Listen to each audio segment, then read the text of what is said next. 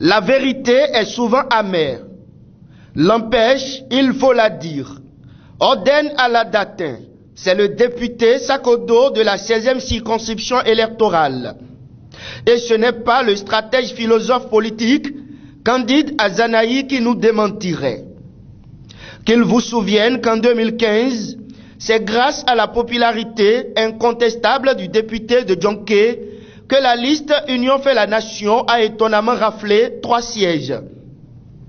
Et si Oden Aladatin s'est retrouvé au Parlement pour finir la moitié restante de la législature, c'est parce que le titulaire du fauteuil, ayant été appelé au gouvernement, lui a cédé la place. 2019, c'est l'heure de la vérité. Et l'ancien directeur du FITEB, devenu politique, devra prouver à la face du monde qu'il est un parlementaire au complet, qu'il a effectivement une base électorale autre que celle du président du parti Restaurer l'Espoir.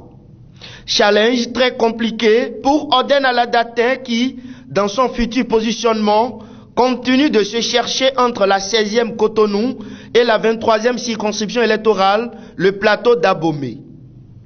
Nul doute que pour le chef de l'État Patrice Talon, le cas Aladatin est un casse-tête.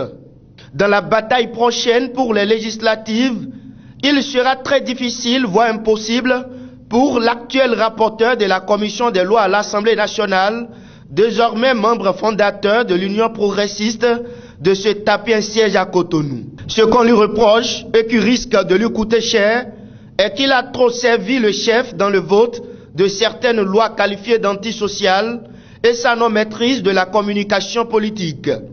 Certes, après son échec prochain, Patrice Talon pourrait ressusciter politiquement son chouchou.